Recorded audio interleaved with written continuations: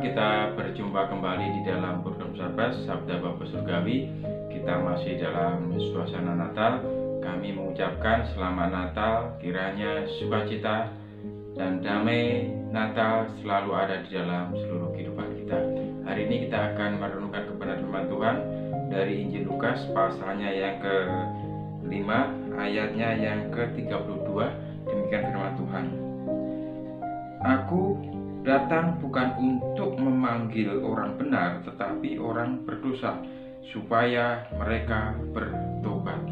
Saudara kasih Tuhan, tema renungan kita hari ini adalah Yesus datang untuk kita.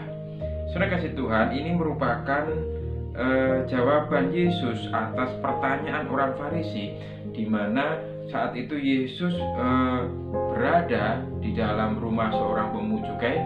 Dia duduk dan makan bersama-sama dengan para pemungut cukai dan orang berdosa. Saudara kasih Tuhan, bagi orang Farisi, aktivitas Yesus ini dianggap bertentangan dengan apa yang saat itu dia lakukan, yaitu dia sebagai status Yesus sebagai guru, status Yesus sebagai pengajar, ya, dianggap menyalahi aturan. Karena apa? Karena bergaul dengan para pemungut cukai dan orang berdosa. Saudara kasih Tuhan, pemungut cukai pada waktu itu dianggap suatu pekerjaan yang sangat hina. Kenapa? Karena mereka ini bekerja untuk bangsa lain, untuk bangsa Romawi.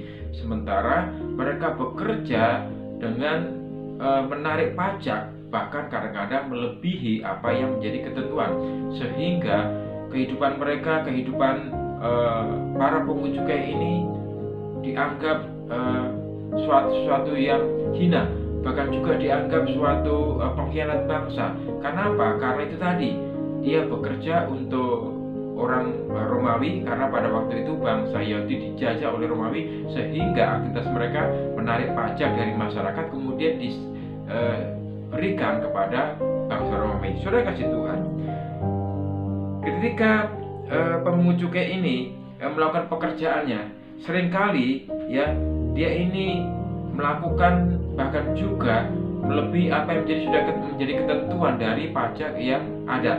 Oleh sebab itu, saudara kasih Tuhan, ketika Yesus berada di tengah-tengah mereka, inilah yang menjadi pertentangan bagi banyak orang, terutama waktu itu dari kelompok Farisi, di mana mereka menentang apa yang dilakukan Yesus. Saudara kasih Tuhan, inilah cara pandang Yesus yang sangat berbeda dengan cara pandang dunia, di mana Yesus datang, dia berkata, aku datang bukan untuk orang benar, tetapi untuk orang berdosa, supaya mereka bertobat.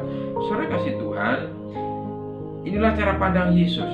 Jadi tidak mencari orang-orang yang benar, justru Yesus datang untuk mencari orang yang bermasalah, orang yang terabaikan, orang boleh dikatakan orang yang ditolak, ya.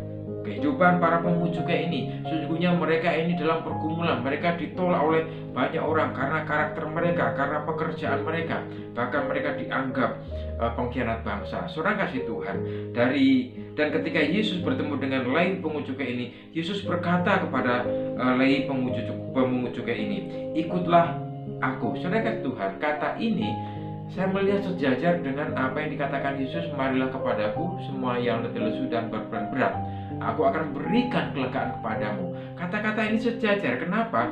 Ada sesuatu yang hendak Yesus berikan ketika mau mengikut dia. Terima kasih Tuhan. Sesungguhnya kehadiran Yesus hendak memberikan satu kelegaan, memberikan kelepasan atas persoalan hidup manusia. Saudara kasih Tuhan, belajar dari kehidupan orang Lewi ini yang menerima Yesus Kristus. Apa sesungguhnya? Bagaimana seharusnya respon kita ketika Yesus menawarkan suatu jalan keluar? Maka Yesus berkata, ikutlah aku.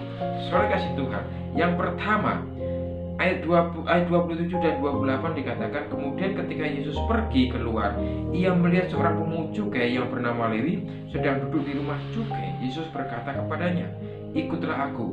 Maka berdirilah Lewi dan meninggalkan segala sesuatu lalu mengikut dia. Saudara kasih Tuhan, di situ ada kata ia meninggalkan segala sesuatu lalu mengikut dia. Saudara kasih Tuhan, saya yakin Lewi ini punya pergumulan yang luar biasa.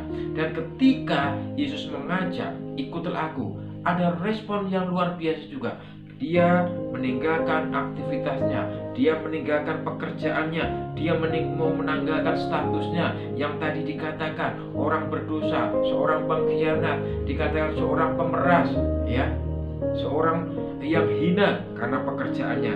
Saya yakin ada pergumulan yang luar biasa dalam kehidupannya, sehingga ketika Yesus berkata, ikutlah aku, makanya dia meninggalkan segala sesuatu lalu mengikut dia. Saudara kasih Tuhan, oleh sebab itu ketika kita mau datang pada Tuhan, tanggalkan segala sesuatu yang merintangi dalam kehidupan kita. Apa yang merintangi dalam kehidupan kita untuk kita datang pada Tuhan?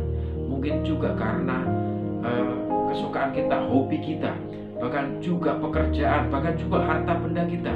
Kalau itu dianggap sebagai penghalang untuk datang pada Tuhan, tanggalkan itu semua. Sekali lagi, yang pertama, tanggalkan segala sesuatu lalu mengikut Yesus. Yang kedua, saudara kasih Tuhan, ada di ayat 29 bagian A dikatakan, dan Lewi mengadakan suatu perjamuan besar untuk dia di rumahnya.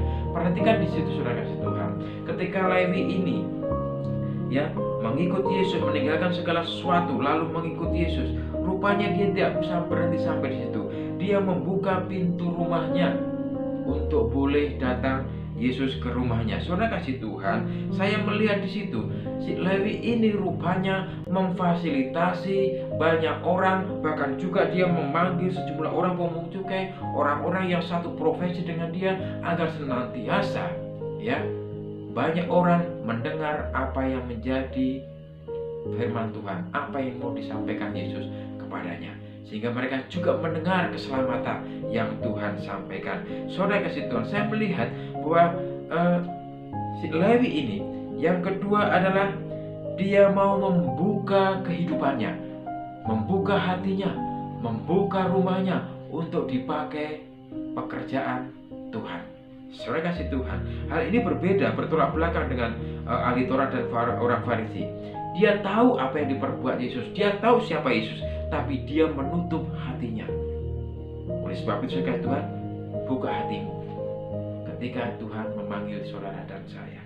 Yang ketiga, saudara kasih Tuhan, ayat 29 bagian B dikatakan, dan sejumlah besar pemungut cukai dan orang-orang lain turut makan bersama-sama dengan dia. Saudara kasih Tuhan, dan saya katakan, sesungguhnya ketika Lewi ini menerima Yesus, dia mengikut Yesus, dia memfasilitasi teman-temannya agar bertemu dengan Yesus. Bahkan juga rupanya di situ ya si Lewi ini memberikan kesempatan juga kepada teman-temannya ya untuk apa? Untuk mendengar apa yang dia perkataan Yesus, sehingga mereka berani mengambil keputusan untuk mengikut Yesus. Saudara kasih Tuhan, saya melihat hal ini. Sesungguhnya si Lewi ini mulai bersaksi, mulai memberitakan tentang Yesus, sehingga ketika dia mengundang banyak orang datang ke rumahnya. Ya, saya yakin begitu banyak orang yang mendengar berita akan Yesus ini. Saudara kasih Tuhan, oleh sebab itu jelas sekali suka dikatakan seperti ayat 32, aku datang bukan untuk memanggil orang benar, melainkan orang berdosa. Saudara kasih Tuhan, pesan yang mau disampaikan kepada firman Tuhan pada hari ini adalah Yesus datang untuk mencari kita, mencari saudara dan saya. Dia menawarkan jalan keluar atas persoalan hidup manusia yang tidak dapat diselesaikan manusia, yaitu dosa. Dia hadir untuk mencari orang berdosa, untuk menyelesaikan dosa manusia. Saudara kasih Tuhan, oleh sebab itu tanggalkan segala sesuatu yang merintangi kita untuk datang pada Tuhan. Yang kedua, jangan keraskan hatimu. Buka hatimu untuk diubah oleh Tuhan, untuk dijamah oleh Tuhan, sehingga kita benar-benar menikmati kemurahan Tuhan. Yang ketiga, hadirkan Yesus dalam kehidupan orang lain. Kalau Yesus sudah hadir dalam kehidupan kita, kita punya kewajiban seperti Lewi ini, menghadirkan Yesus di dalam kehidupan orang lain yang mereka terus berkumpul, terus membutuhkan keselamatan. Saudara kasih Tuhan, biarlah kebenaran firman Tuhan ini memberkati kita semua. Tundukkan hati kita di hadapan Tuhan. Kami bersyukur Tuhan buat kasih setiamu. Hari ini kami sudah diberkati dengan kebenaran firman-Mu. Biarlah Tuhan kami boleh merespon apa yang menjadi kehendak Tuhan dalam kehidupan kami. Kami mau menanggalkan segala beban kehidupan kami, dan kami mau datang kepadamu. Terima kasih Bapa, biar kebenaran firman-Mu ini Tuhan menyertai kami. Dalam Kristus Yesus kami mengucap syukur dan berdoa. Amin. Saudara kasih Tuhan, kiranya kebenaran firman Tuhan hari ini memberkati kita semua. Shalom, Tuhan berkati. Shalom saudara kasih Tuhan. Apabila Bapak Ibu Saudara yang dikasih Tuhan diberkati dengan kebenaran firman Tuhan ini, Bapak Ibu Saudara bisa like, subscribe, ataupun memberikan komentar, bahkan juga membagikan atau share kepada saudara kita yang lain, agar senantiasa saudara yang lain juga diberkati. Kiranya Tuhan berkati.